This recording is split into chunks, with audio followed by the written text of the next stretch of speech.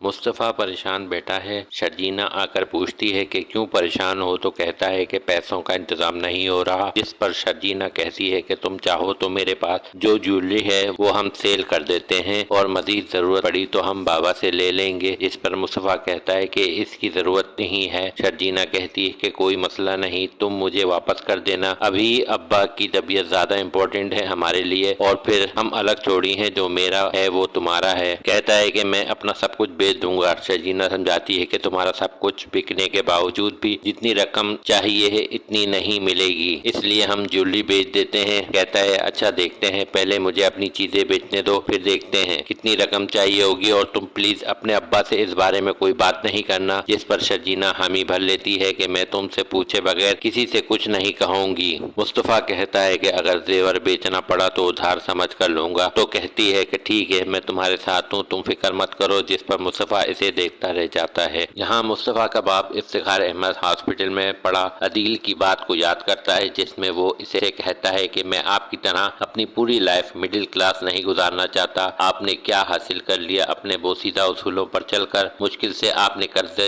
लेकर ये घर बनाया है, मुझे घर से निकालेंगे तो इस घर के खर्चे कौन चलाएगा? इतने में मुस्तफ़ा की माँ आती है, पूछती है कि क्या सोच रहे हैं? तो मुस्तफ़ा का बाप कहता है कि डॉक्टर ने बाईपास का कहा है, इतने पैसे कहाँ से आएंगे? बीवी कहती है कि आप ये सब मत सोचें, खुदा न खास्ता आपको कुछ हो गया तो मैं कैसे जीऊंगी? जिस पर इफ्तिखार खामोश हो जाते हैं। यहाँ रुबाब और अदील घर पहुँच जाते हैं, दोनों बहुत खुश हैं। अदील कहता है कि अब इसे फोन मिल सकता है, जिस पर वो कहती है कि हाँ ठीक है, ले लो। शर्जीना नाश्ता लेकर हॉस्पिटल आती है। माँ अदील को फोन मिलाने की कोशिश कर रही है, इसका फोन नहीं मिल रहा। बेटी सितरा को फोन करती है तो वो कहती है कि मुस्तफ़ा से इसके ऑफिस का नंबर ले लें। माँ शर्जीना से कहती है कि वो मुस्तफ़ा को फोन करके पूछे कि इसके पास अदील के ऑफिस का नंबर है। जिस पर शर्जीना मुस्तफ़ा को फोन करती है तो मुस्तफ़ा फोन नहीं उठाता। माँ परेशान होती है और वो कहती है कि ये इसको किसी चीज की फिक्र नहीं है। यहाँ अदील फोन ऑन करता है तो इसके पास ढेरों मैसेज आते हैं। साथ ही माँ की कॉल आती है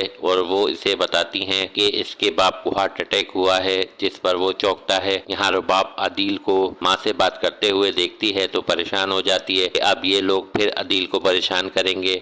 अदील माँ से कहता है कि वो फौरन हॉस्पिटल आ रहा है। फोन काटता है तो रुबाब जो पीछे खड़ी सब सुन चुकी है, ऐसे आकर पूछती है जैसे ऐसे कुछ पता ना हो। अदील कहता है कि इसके बाप को हार्ट अटैक हुआ है और वो जा रहा है। जिस पर रुबाब भी अच्छा बनने के लिए कहती है कि वो भी इसके साथ चलेगी और वो तैयार होने चली जाती है। हॉस्पिटल में सब इफ्तिखार के पास होते हैं कि इतने में रुबाब और अदील हॉस्पिटल आते हैं। रुबाब हॉस्पिटल देखकर कहती है कि इसका बाप ऐसे हॉस्पिटल में है, जिस पर कहता है कि वो जल्द इसे किसी अच्छी हॉस्पिटल में शिफ्ट करा देगा।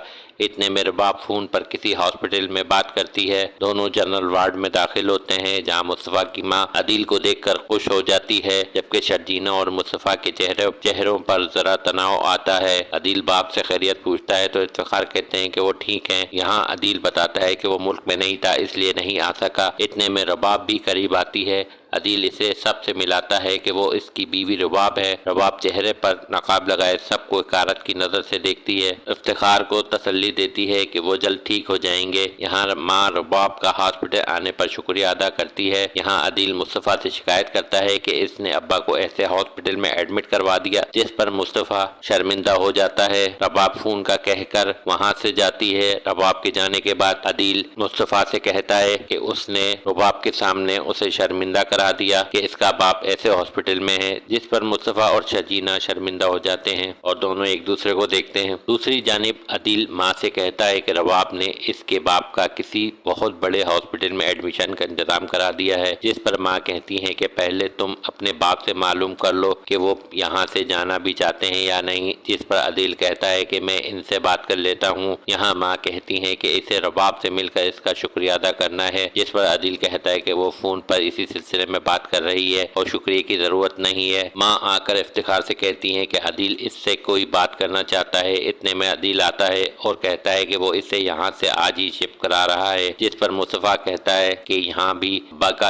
अच्छा इलाज हो रहा है तो ले जाने की क्या जरूरत है। जिस पर अदील कहता है कि तुम तो बस रहने ही दो, बातें बड़ी बड़ी करते हो। जिस पर इफ्तिखार भी मुस्तफ़ा की बात की तायीद करते हैं और कहते हैं कि वो यहाँ ठीक हैं। जिस पर शगुफ्ता कहती है कि अब वो जिद ना करें, हर वक्त अपनी चलाते हैं, کبھی ہماری بھی مان لیا کریں، جس پر نہ چاہتے ہوئے بھی افتخار حامی بھر لیتے ہیں، جس کے بعد مصطفیٰ خاموش کھڑا رہ جاتا ہے۔ یہاں افتخار کسی بڑے ہاسپٹل میں منتقل ہو چکے ہیں۔ رباب ڈاکٹر سے کہتی ہے کہ وہ ان کا بہترین علاج کرائیں، جس پر ڈاکٹر تسلی دیتا ہے کہ وہ جلد ٹھیک ہو جائیں گے۔ یہاں سب کے چہروں پر اطمینان ہے۔ دوسری جانب مصطفیٰ گھر پر سوچوں میں گم ہے۔ بھائی کے تانے اسے یاد آتے ہیں کہ وہ باپ کو کسی اچھے ہاسپٹل میں لے جا سکتا تھا۔ اتنے میں شرجینہ آتی ہے اور مصطفیٰ کو اداس دیکھ کر کہتی ہے کہ وہ کیوں پریشان ہے، جس پر مصطفیٰ کہتا ہے کہ وہ اپنے باپ کا بہتر علاج بھی نہیں کروا پایا، جبکہ عدیل بھائی آئے اور ان کا بہترین جگہ پر علاج کروا دیا، جس پر شرجینہ اس کا حوصلہ بڑھاتی ہے اور کہتی ہے کہ تم بہت غلط سوچ رہے ہو، تم نے اپنی بساط سے بڑھ کر ابا کا علاج کروایا ہے۔ اگر مہنگے ہاسپٹل میں لوگوں کو صحت ملتی تو امیر آدمی کبھی نہ مرتا۔ تم یہاں تھے، تم نے ان کا خیال رکھا اور ان کے علاج کے لیے اپنی قیمتی چیزیں بیچیں، اور مجھے یقین ہے کہ اگر عدیل نہ بھی ہوتا تو تم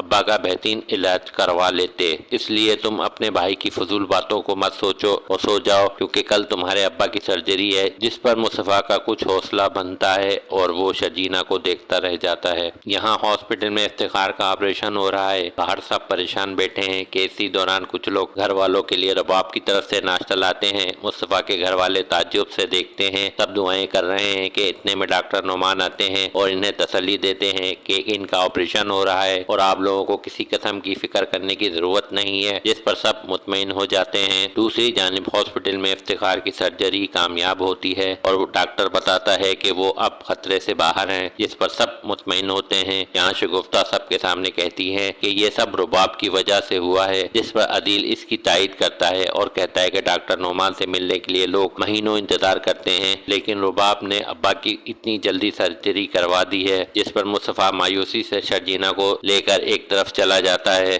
یہاں شرجینہ کے والدین ہاسپٹل میں آتے ہیں۔ شرجینہ ان سے ملتی ہے۔ شرجینہ کا باپ افتخار کی خیریت پوچھتا ہے تو رباب کہتی ہے کہ پاکستان کے بیسٹ ڈاکٹر سے ان کا علاج ہو رہا ہے تو وہ اب ٹھیک ہیں، جس پر باپ پوچھتا ہے کہ یہ کون ہیں، جس پر شرجینہ کوئی جواب نہیں دیتی اور آگے بڑھتی ہے تو سامنے سے عدیل آتا ہے اور وہ رباب کا تعارف کراتا ہے کہ یہ منصور گروپ آف انڈسٹریز کی CEO اور میری بیوی رباب ہیں، جس پر شرجینہ کے والدین اس سے ملے بغیر آگے بڑھ جاتے ہیں، جس پر رباب کو برا لگتا ہے اور وہ عدیل سے کہتی ہے کہ لگتا ہے کہ ان لوگوں کو اب تک تم پر غصہ ہے، جس پر عدیل کہتا ہے کہ یہ لوگ میرے لیے اتنی اہمیت نہیں رکھتے، چھوڑو انہیں۔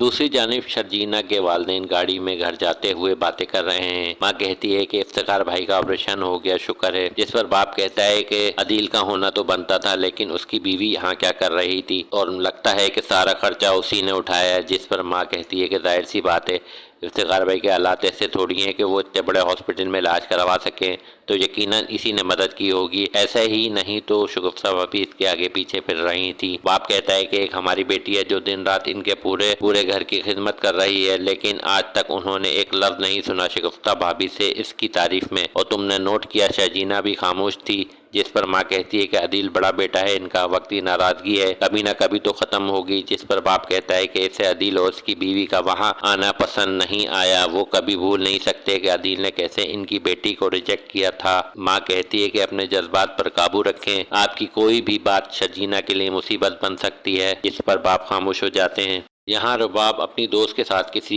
ریسٹورنٹ میں کافی پی رہی ہے، جہاں پر رباب کہتی ہے کہ وہ تھک گئی ہے ہاسپٹل کے چکر لگاتے لگاتے، جس پر دوست کہتی ہے کہ تمہیں ہی شوق تھا اچھی بہو اور بیوی بننے کا، تو کہتی ہے کہ وہ عدیل کے والد ہیں، اگر وہ ان کا خیال نہیں رکھے گی تو اسے اچھا نہیں لگے گا، اس لیے تو وہ یہ سب کر رہی ہے، لیکن کتنی عجیب بات ہے نا کہ یہ عدیل کے وہی باپ ہیں جنہوں نے انہیں مجھ سے شادی کرنے پر گھر سے نکال دیا تھا، اور آج وہی ہے جو ان کا علاج کرا رہی ہے۔ یہاں دوست پوچھتی ہے کہ عدیل کی ماں کیسی ہیں، جس پر رباب کہتی ہے کہ وہ ٹپیکل ہاؤس وائف لالچی ٹائپ کی ہیں، لیکن وہ مجھ سے بہت امپریس ہیں، جس پر دوست کہتی ہے کہ تم نے اپنے اسٹیٹس سے نیچے شادی کی ہے تو مڈل کلاس لوگوں کو برداشت کرنا بھی ہوگا۔ یہاں دوست اس سے شرجینہ کے متعلق پوچھتی ہے تو رباب کہتی ہے کہ وہ بھی ٹپیکل مڈل کلاس لڑکی ہے، جو بڑا بھائی نہیں ملا تو چھوٹے بھائی سے شادی کر لی، جس پر دوست کہتی ہے کہ تمہیں ہوشیار رہنا چاہیے، کیونکہ اب عدیل کا گھر والوں سے ملنا جلنا ہو گیا ہے تو کہیں پرانے جذبات نہ بڑک اٹھیں، جس پر رباب کہتی ہے کہ کہاں میں اور کہاں وہ شرجینہ، تمہیں لگتا ہے کہ عدیل میرے ہوتے ہوئے اس کے پاس جائے گا، اس لیے اس بات کو رہنے ہی دو بس۔ यहाँ मुस्तफ़ा की बहन बाप से खैरियत पूछती है तो माँ कहती है कि इतने बड़े हॉस्पिटल में इलाज हो रहा है, ठीक कैसे नहीं होंगे, ये सब अदील और रबाब की वजह से है, कितनी फिक्र है इसे अपने बाप की। यहाँ वो मुस्तफ़ा को बिल्कुल भुला देती हैं। इतने में अदील बाप से मिलने आता है, बाप से खैरियत मालूम करता है तो माँ खुशी से बताती हैं कि एक आवाज़ पर चार चार लोग भागे चले आते हैं, जिस पर अदील कहता है कि मेरे अब्बा का इलाज ऐसा ही होना चाहिए था। यहाँ वो इफ्तिखार को बताता है कि डॉक्टर इन्हें कल डिस्चार्ज कर देंगे, लेकिन इन्हें अभी कुछ अरसा सख्त निगरानी की जरूरत है, तो मैं आप दोनों को अपने घर ले जाऊंगा। जिस पर इफ्तिखार कहते हैं कि जितना तुम लोगों ने मेरे लिए और खास तौर पर रबाब ने किया है इतना ही काफी है, वो बहू के घर नहीं जाएंगे। जिस पर अदील बताता है कि आपका इलाज मैंने कराया है और रबाब मेरी बीवी है। जिस पर इफ्तिखार कहते हैं अगर घर तुम्हारा होता तो चलता, लेकिन वो रबाब का घर है। जिस पर माँ का मुंह बन जाता है। इफ्तिखार कहते हैं कि जिस गुरूर और घमंड से मैंने तुम्हें निकाला था, ऐसे ही मदद के लिए बुला लिया तो मेरे हालात हैं। जिस पर बेटी कहती है कि आपने सारी जिंदगी हमारी हर खुशी का ख्याल रखा है। जिस पर इफ्तिखार अदील से कहते हैं कि वो ठीक कहता था कि इसके बगैर 6 महीने भी नहीं गुजार सकते वो लोग। जिस पर अदील कहता है कि आप इस तरह की बातें मत करें, जो चाहेंगे वैसा ही होगा। यहाँ अदील रबाब से कहता है कि वो कुछ दिन अपने बाप के घर पर रहेगा।